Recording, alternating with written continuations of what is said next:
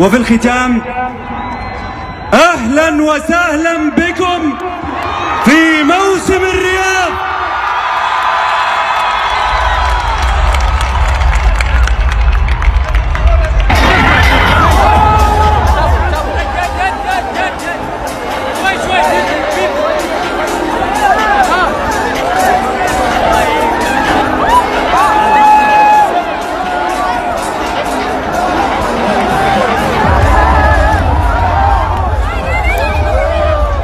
Assalamualaikum warahmatullahi wabarakatuh. Alhamdulillah, salatu wassalamu ala rasulillah, amma ba'd. Kaum muslimin yang dirahmati oleh Allah subhanahu wa ta'ala, belakangan ini Arab Saudi menjadi sorotan kaum muslimin di seluruh penjuru dunia, dan terkhusus di negeri kita Indonesia, yang begitu banyak kaum muslimin memberikan julukan bahwasanya Arab Saudi ini adalah negerinya para Wahabi atau negerinya Wahabi, di mana Wahabi selama ini mereka kenal sangat kuat dakwahnya mengharamkan musik, melarang amaliyah-amaliyah bid'ah dan berbagai bentuk kemaksiatan yang mungkin sebagian dari kaum muslimin tidak memandang itu sebuah kemaksiatan. Tapi belakangan ini justru di Arab Saudi sering diadakan acara-acara yang bertentangan dengan apa yang didakwahkan oleh orang-orang yang mereka sebut dengan Salafi Wahabi, di mana di sana diadakan konser, kemudian diadakan acara perayaan Halloween. Tentu ini menjadi senjata orang-orang yang selama ini tidak suka dengan negeri Arab dan tidak suka dengan Wahabi secara umum. Karena sebenarnya kalau ditarik benang merah, sebenarnya bukan Arab Saudi yang mereka permasalahkan, tapi metode beragama di sana yang dikatakan beraliran Salafi Wahabi, itu yang dipermasalahkan. Di mana mereka selama ini selalu berusaha mencari celah untuk menyudutkan Arab Saudi, untuk menyudutkan dakwah yang mereka sebut dengan Salafi Wahabi. Ya. Dan kali ini mereka merasa mendapatkan senjata ampuh untuk menyerang Arab Saudi, untuk menyerang Salafi Wahabi. Banyak dari kalangan pembenci dakwah Salafi Wahabi yang berusaha membuat provokasi dengan mengatakan bahwasanya di Arab Saudi Maulid dilarang, tapi perayaan Halloween itu malah diperbolehkan. Konser diperbolehkan. Jadi kita jawab, konser musik dan perayaan Halloween itu sama sekali bukan bagian dari agama Islam, bahkan bertentangan dengan ajaran Islam, meskipun diadakan di Arab Saudi, di negeri yang dikatakan sebagai negerinya Wahabi. Tetap saja di dalam dakwah yang dikatakan dakwah Salafi Wahabi itu sebuah perkara yang dilarang di dalam syariat Islam. Konser musik, perayaan Halloween dan lain sebagainya, dan yang semisal. Kemudian satu hal, kita beragama Islam ini bukan berkiblat kepada Arab Saudi, akan tetapi berkiblat kepada tuntunan Al-Quran dan Sunnah.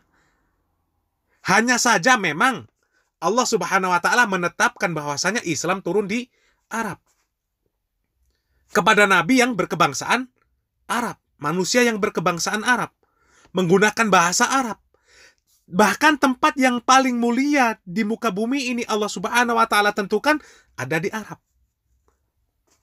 Sehingga tidak bisa semua perbuatan orang Arab dikatakan atau dikaitkan dengan agama Islam.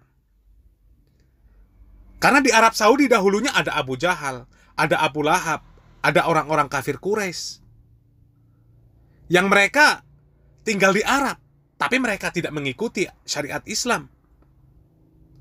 Tapi pada masa itu juga, di Arab juga ada manusia-manusia yang dimuliakan oleh Allah subhanahu wa ta'ala. Di sana ada para nabi, ada para sahabat radhiyallahu anhum ajma'in, khususnya Abu Bakar, Umar, Utsman, Ali, dan masih banyak lagi. Jadi dimanapun tempatnya, bahkan di Indonesia ini yang dikatakan mayoritas penduduknya beragama Islam, tapi tidak bisa melihat Islam ini dari mayoritas pemeluknya di negeri ini.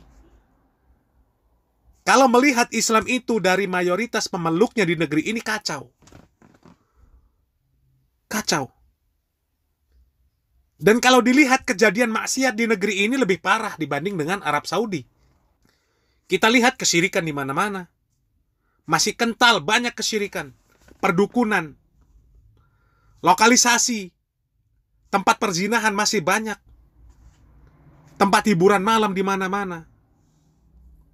Padahal kalau kita mau merenungkan bahwasanya negeri ini mengklaim negeri yang mayoritas penduduknya adalah beragama Islam. Bahkan Islamnya Islam aliran Aswaja, bermazhab Syafi'i, berakidah Imam Abul Hasan Al-Asy'ari. Bahkan diklaim di mana yang paling lurus dalam beragama. Bahkan sampai ada dikatakan oleh seorang yang dikatakan tokoh, kiai, seandainya tidak NU maka masuk neraka. Kemudian kalau ada orang yang masuk surga tapi bukan NU, maka dia itu masuk surga karena ditolong oleh orang NU. Tapi kalau mau jujur lagi, seandainya kita melihat Islam ini dari pemeluk Islam mayoritas di negeri ini, kacau. Kacau, begitu banyak pelaku-pelaku maksiat yang mereka beragama Islam. Oleh karenanya yang dilihat adalah ajaran Islamnya, bukan pemeluk agama Islamnya. Bagaimana ajaran Islam dalam mengatur kehidupan pemeluknya. Begitu juga di Arab Saudi. Kalau pelanggaran syariat, maka orang yang melanggar tersebut yang bermasalah. Bukan agama Islam, bukan manhaj yang disalahkan. Yang disalahkan adalah personnya, orang-orang yang mengatur kebijakan di Arab Saudi. Hanya saja memang di Arab Saudi ini ada kekhususan di mana yang tidak dimiliki oleh negeri lain. Di mana di Arab ini nantinya, khususnya di Mekah dan Madinah, Mekah dan Madinah nanti ini dengan sendirinya akan mengeluarkan orang-orang munafik dan orang-orang kafir dan orang-orang yang memusuhi Islam dari sana. Di mana orang-orang munafik, orang-orang kafir, orang-orang yang memusuhi Islam, mereka nantinya akan menjadi pengikut Dajjal. Na'udzubillah min dzalik. Rasulullah Shallallahu Alaihi Wasallam bersabda bahwasanya tidak ada satu negeri pun di dunia ini kecuali akan didatangi oleh Dajjal, kecuali Mekah dan Madinah. Kenapa?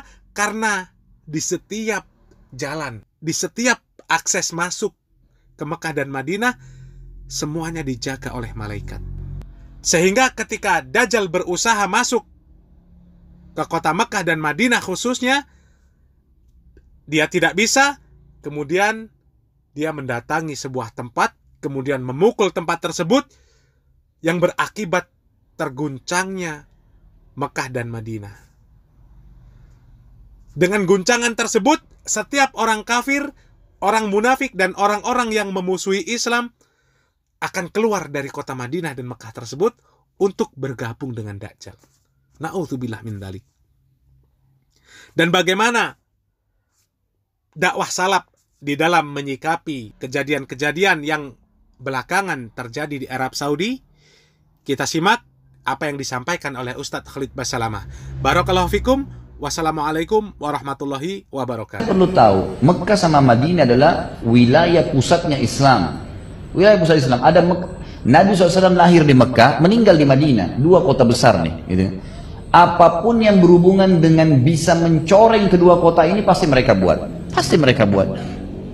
Ada satu TKW diperkosa di Saudi, ribut semuanya. Ini begini, orang Arab begini, orang Arab, muncul fanatisme dan rasisme, teman-teman. Saya bukan membela mereka, bukan. Tapi di Indonesia ada nggak pembantu diperkosa? Banyak.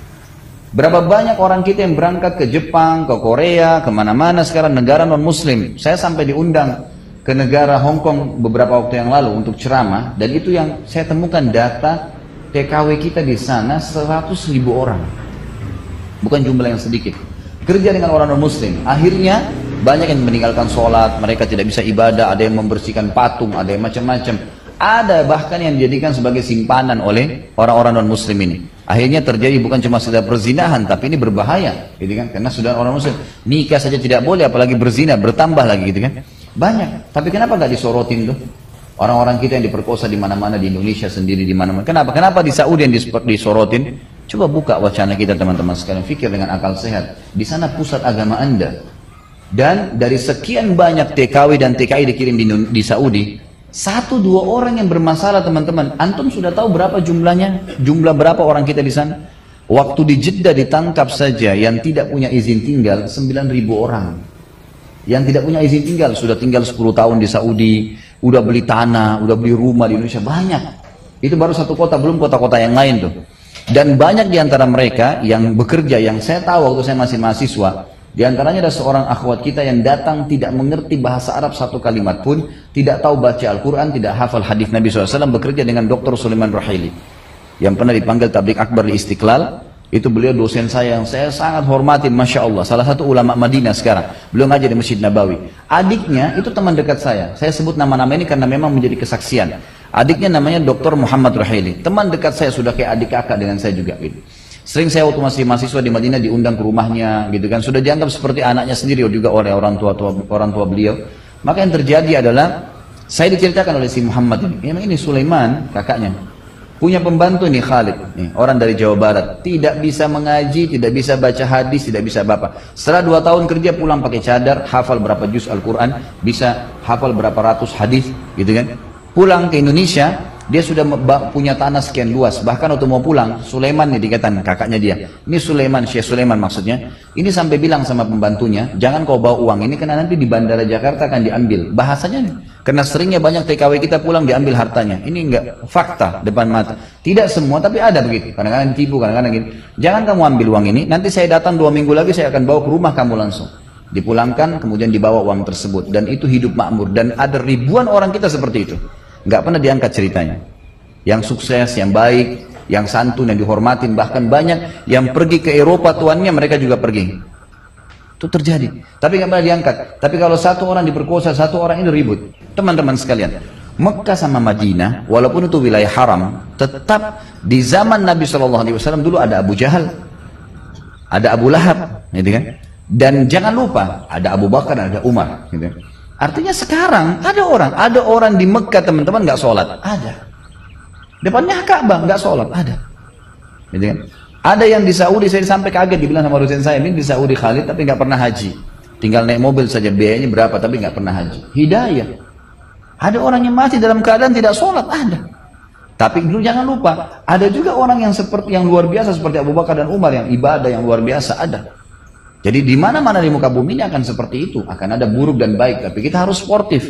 Yang saya heran, waktu Saudi sedang disorotin dengan keburukan-keburukan, dianggap ada begini, ada begitu, justru ada, saya sempat mendengarkan sepintas gitu kan, di informasi ada seorang wanita malah, Allah alam dia muslim atau tidak, tapi dia seorang pengamat politik, dan dia mengatakan, saya dengarkan statementnya sendiri, dia mengatakan kita ini tidak sportif.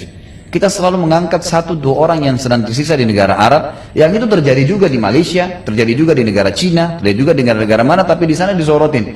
Sementara kita tidak mengangkat kisah-kisah sukses sebagian besar di antara mereka. Yang diangkat cuma yang buruk-buruknya saja. Bahkan teman-teman perlu tahu, waktu terjadi pengiriman TKI kita ke Saudi, itu ada, perlu ditahu, sekolah seminari terbesar di Jawa Barat tutup. Lembaga kristenisasi terbesar di Asia Tenggara di Jawa Barat tutup gara-gara selama ini mereka bagi sembako, orang banyak murtad. Setelah dikirim banyak TKI ke sana, mereka punya gaji tidak diterima lagi tuh berasnya, gulahnya, susunya, mereka malah beli tanah, beli ini, nggak jadi pemurtadan. Banyak orang tidak tahu tentang masalah itu. Jadi ada sisi negatif positifnya, ada orang manusia dimanapun orang berbuat kejahatan gitu kan, tapi jangan tidak sportif untuk menilai mana baik buruknya. Ini bukan masalah pembelaan, tapi saya cerita apa adanya.